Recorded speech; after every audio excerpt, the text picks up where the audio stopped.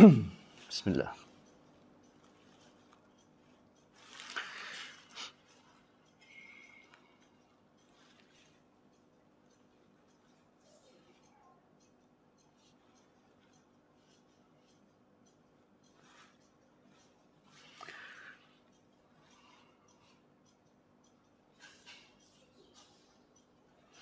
إن الحمد لله نحمده ونستعينه ونستغفره ونعوذ بالله من شرور أنفسنا ومن سيئات أعمالنا.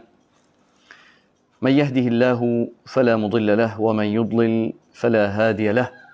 وأشهد أن لا إله إلا الله وحده لا شريك له وأشهد أن محمدا عبده ورسوله. يا أيها الذين آمنوا اتقوا الله حق تقاته ولا تموتن إلا وأنتم مسلمون.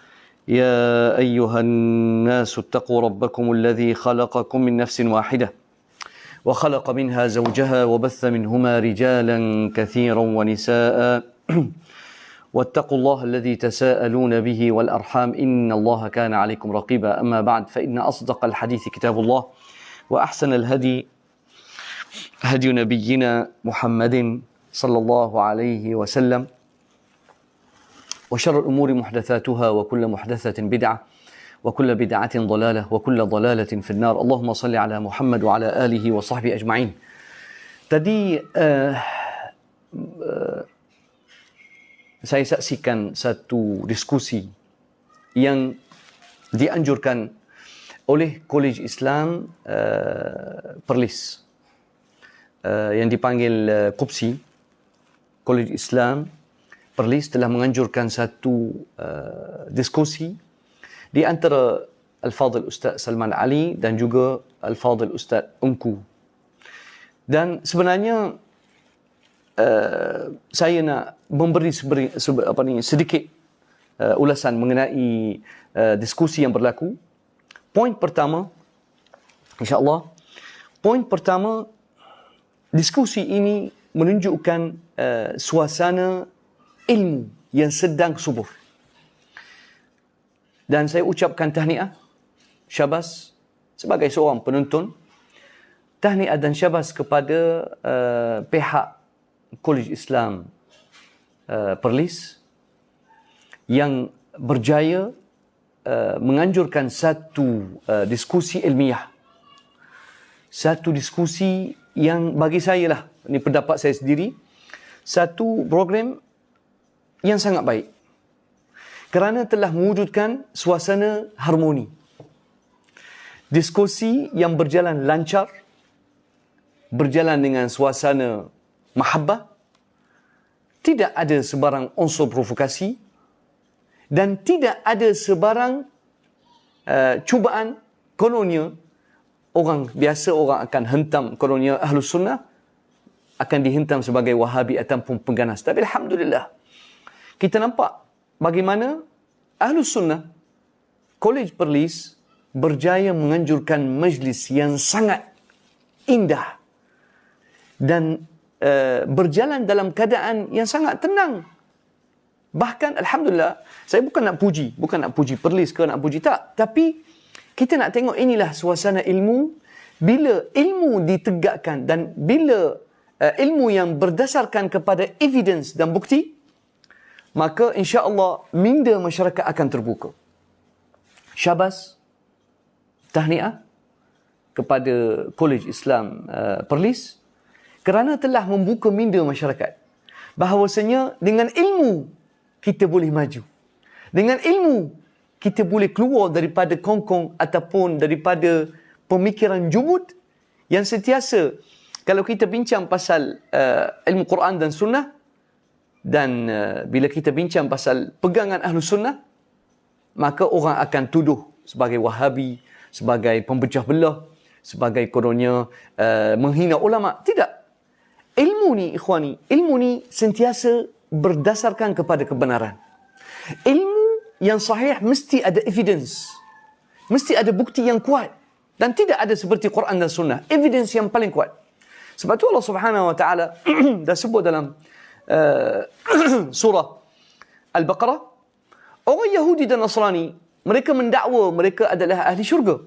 وقالت اليهود والنصارى وقالوا لن يدخل الجنة إلا من كان هودا أو نصارى. Orang Yahudi dan Nasrani kata tidak akan masuk syurga kecuali yang menjadi Yahudi ataupun Nasrani. Allah Subhanahu wa taala bidas dakwah mereka. Allah kata tilka amaniyuhum qul hatu burhanakum in kuntum sadiqin. Allah Subhanahu wa taala kata ini andaian kamu semata-mata. Qul hatu burhanakum. Mari evidence. Mari bukti. Sebab itulah alhamdulillah bila Kolej Islam Perlis menganjurkan diskusi begitu rupa, telah membuka minda masyarakat dan telah memberi ruang kepada ARG, Ustaz Fadil, Ustaz Engku dan Ustaz Salman Ali untuk berdiskusi dalam suasana yang cukup harmoni. Masya Allah.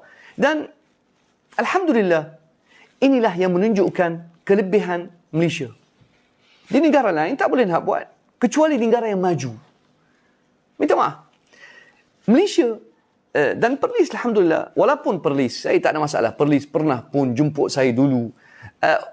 Saya tak kisah orang nak maki hamun, orang nak berlekehkan saya. Abaikan semua tuhmahan masyarakat, orang umum. Tapi kita pergi kepada bab ilmu. Poin yang kedua, saya tak kisah siapa bawa kebenaran. Ingat, jangan ta'assub. Poin saya kedua. Dalam diskusi yang berlaku, saya tidak memihak kepada mana-mana pihak. Saya tidak memihak kepada Ustaz Salman Ali dan saya tidak memihak kepada Ustaz Engku. Kerana kedua-dua ustaz yang saya hormati ini, khususnya Ustaz Engku, pernah memfitnah saya. Pernah buat tuduhan melulu terhadap saya dan pernah tuduh saya kononnya saya buat website yang saya kononnya menjatuhkan martabat mufti wilayah. Akhirnya bila Ustaz Engku tahu bahawasanya tuduhan ini palsu dan akan disiasat, dia gugurkan segala tuduhan dia dan dia delete dan dia minta maaf. Saya ingat 2 tahun yang lalu. Jadi saya tak akan simpan dendam dengan Ustaz Engku. Dan saya dalam masa yang sama tidak ada sebarang rasa nak marah ataupun nak simpan sebarang dendam dengan pihak Perlis, sebab Dr. Uzaimi pernah suatu ketika dia tuduh saya dengan tuduhan yang melulu. Jadi saya tak akan ta'assub. Saya hormat semua. Tapi dalam diskusi yang berlaku, saya tertarik kepada satu poin. Siapa yang akan memihak kepada kebenaran? Itu yang penting. Jangan ta'assub. Ustaz Engku dengan pihak dia nak mempertahankan fahaman Naqshbandiyah, Kazim Haqqani. Di pihak sana, Ustaz Salman Ali nak buktikan bahawasanya fahaman Nazim Haqqani bukan Ahlus Sunnah wal Jamaah. Saya tak nak masuk bab ini sebab mereka dah bincang, dah berdebat. Cumanya yang saya nak bagi tahu, poin yang kedua bagi saya, Ustaz Salman Ali, poin dia sangat jelas. Bahawasanya Ahlus Sunnah wal Jamaah tidak ada fahaman yaqazah. Yaqazah seperti mana difahami oleh pihak sana. Pihak Ustaz Engku, mereka nak buktikan bahawasanya yaqazah wujud. Tapi dia tidak memberikan definisi yaqazah. Ustaz Salman Ali sangat bijak dalam bab ni. Dia telah mencerahkan bahawasanya kalau bermimpi dengan Rasulullah tak ada masalah. Masing-masing boleh berdakwa dia mimpi Rasulullah. Tapi yang bahayanya bila mendakwa ruh Rasulullah boleh hadir dalam majlis seorang syekh, dalam masa yang sama ruh Rasulullah ataupun jasad baginda boleh hadir dalam majlis seorang lagi. Inilah yang bahaya. Bahawasanya kehadiran Rasulullah sallallahu alaihi wasallam dalam satu majlis berulang kali, maka bahaya fahaman ini boleh menyebabkan orang akan mendakwa ikut suka hati. Di situlah poin cantik Ustaz Salman. Dan alhamdulillah, Ustaz Salman Ali, bukan saya nak puji dia sebab saya memihak, tak. Saya banyak isu seperti salat jarak, saya tak setuju dengan beliau. Tapi Ustaz Salman dalam isu ini, dia nak menyelamatkan umat Islam daripada fahaman yang terbina atas khurafat. Khurafat yakni boleh menghadirkan Rasulullah sallallahu alaihi wasallam dalam satu majlis, kemudian mendakwa Rasulullah sallallahu alaihi wasallam bagi tahu aku masuk syurga. Kalau macam ni, setiap orang boleh mendakwa dia ni ahli syurga. Maka Islam akan jadi huru-hara. Inilah poin utama Ustaz Salman. Nak menjauhkan masyarakat daripada fahaman karut marut dan khurafat.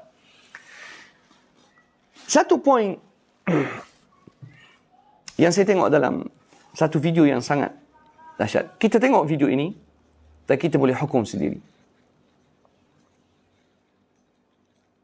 Saya nak pergi kepada sanad tuan tadi. Sanad yang dibentangkan yang kononnya ada dalam buku. Tolong tunjukkan dekat saya sanad yang antara kemuliaan Naqsyabandi adalah sanad mereka bersambung dengan Abu Bakar. Jalan kepada Abu Bakar adalah melalui Al-Kharaqani, Abu Yazid Bistami dan juga Ja'far Sadiq. Tolong ceritakan dekat saya macam mana sanad ni bersambung. Saya minta Baba Rashid. Rashid memang study on this sanad ni.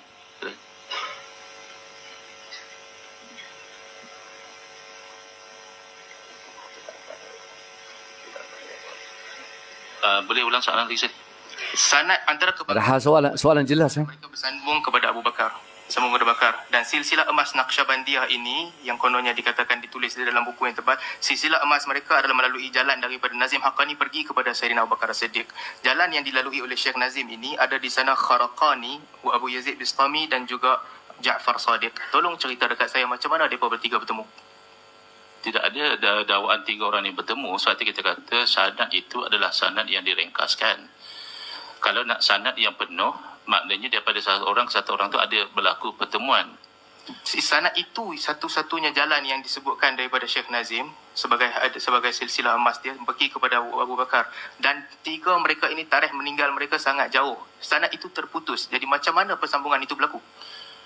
Sanad terputus dengan memahami bahawa yang disebutkan itu sahaja yang ada di dalam silsilah. Sebab itu kita kata itu adalah versi yang ringkas. Walaupun itu bukan versi yang ringkas, itu versi sanad dia.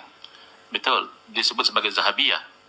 Tetapi tidak bererti in between itu sanad itu terputus. Sebab itu kita kata bila kita rujuk kepada sanad yang komplit. Apa tujuan tulis sanad silsilah Zahabiyah pergi skip ni tengah-tengah? Sanad Zahabiyah tu itu masalah yang berlaku dengan pihak yang sana, pihak Ustaz Ungku dan pihak Ustaz Baba Rashid. Mereka tak faham apa itu sanad. Sanad, kalau dalam istilah ulama hadis, kalau katakan seorang perawi itu tak ada dalam sanad, maka dipanggil sanadul maqtu', la yasah. Mereka pula panggil sanad ini silsilah Zahabiyah. Allahu Akbar. Silsilah Zahabiyah ni hanya diberikan kepada perawi di kalangan tabi'i dan sahabat. Seperti silsilah Zahabiyah al-Imam Malik, an Imam Az-Zuhri, an Nafi', an Ibn Umar. Inilah silsilah Zahabiyah. Imam Malik Ibn Anas rahimahullah terus ambil daripada Imam Az-Zuhri, guru dia. Imam Az-Zuhri ambil daripada, contoh, silsilah Zahabiyah.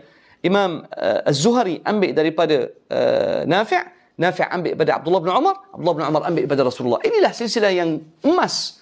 Tapi kalau silsilah daripada Naqsyabandi, Haqqani sampai Abu Bakar, bayangkan betapa banyak terputus dan jatuh. Jadi di situlah kita nampak kelebihan diskusi ni. Dia akan membuka minda masyarakat. Bahawasanya jangan dakwa sesuatu tanpa bukti. Dan Alhamdulillah hari ini saya memang kagum Ustaz Engku kerana dia telah kata dengan jelas bahawasanya Ibn Taymiyah bukan Wahabi. Alhamdulillah. Subhanallah. Satu kebenaran tertegak atas lidah Ustaz Fadil, Ustaz Engku. Jazakallah khair. Saya sangat gembira dengan diskusi hari ini, serius. Sebab selalunya orang akan tuduh orang sebagai Wahabi. Apa itu Wahabi tak tahu. Dan inilah masalah besar di kalangan masyarakat. Bila tidak sehaluan dengan pendapat awak, terus awak label sebagai Wahabi. Kenapa? Kenapa bila awak tengok orang bawa ilmu, awak akan gelar dia sebagai Wahabi? Dulu saya ingat ada seorang ustaz terkenal. Sentiasa hentam Ibn Taymiyah. Dan antara orang paling awal kaitkan Wahabi dengan Ibn Taymiyah adalah orang British. Dikata fahaman ekstrim datang daripada Ibn Taymiyah, maka lahirlah Wahabi. Alhamdulillah, Ustaz Engku hari ini, saya sangat hormat dia. Dan saya sangat tabik kepada Ustaz Engku. Jazakallahu khairan. Dikata Ibn Taymiyah bukan Wahabi. Alhamdulillah. Jazakallah khair. Saya rasa lega. Kalau keluar daripada lidah Ustaz Engku sendiri, saya memang respect dia. Dan poin yang ketiga, jangan kita maki hamun orang. Mungkin hari ini, mungkin insyaAllah, mungkin Ustaz Salman ikut kebenaran. Tapi mungkin suatu hari Ustaz Salman tak akan ikut kebenaran. Jangan ta'assub kepada Ustaz Salman kerana personality dia. Jangan. Kita suka Ustaz Salman hari ini sebab dia menyembelahi kebenaran. Pertahankan akidah Ahlus Sunnah wal Jamaah yang sebenar. Ustaz Salman nak bersihkan fahaman masyarakat daripada perkara karut marut dan khurafat dan benda takhayul. Kononnya Tok Guru tarikat boleh bagi ilmu dalam keadaan mata seperti cerita Marvel. Maka Ustaz Salman hari ini dia menyembelahi kebenaran. Sebab tu ulama salaf kata yu'rafu ar-rijalu bil haqq wa la yu'rafu al-haqqu bil rijal. Ingat, yu'rafu ar-rijal bil haqq. Allah Subhanahu wa taala akan martabat orang, akan naik martabat orang bila orang itu menyembelahi kebenaran. Allah Subhanahu wa taala angkat martabat Ibn Taymiyah rahimahullah kerana Ibn Taymiyah melawan fahaman karut marut, melawan fahaman yaqazah dan tawassul dengan orang mati. Imam Ibn Taymiyah rahimahullah menegakkan tauhid. Maka Allah Subhanahu wa taala angkat martabat dia. Sampai hari ini kita boleh dengar Ustaz Engku kata Ibn Taymiyah bukan Wahabi. Allahu Akbar. Bahkan Ustaz Engku kata semua yang ada dalam dewan opsi bukan Wahabi. Masya Allah. Tapi kita jangan pergi maki hamun Ustaz Engku. Tak, ini bukan akhlak orang Islam. Jangan kita pergi maki hamun Baba Rashid. Ini bukan akhlak Ahlus Sunnah. Berhati-hati. Mainan syaitan akan ada selalu. Bila Ustaz Salman Allah Subhanahu wa taala bagi dia kekuatan, kelebihan dia sebagai pendebatan yang kuat. Dan bagi saya, antara orang daripada pihak sana yang paling layak debat dengan Ustaz Salman adalah Ustaz Engku. Sebab Ustaz Engku pun ada kelebihan.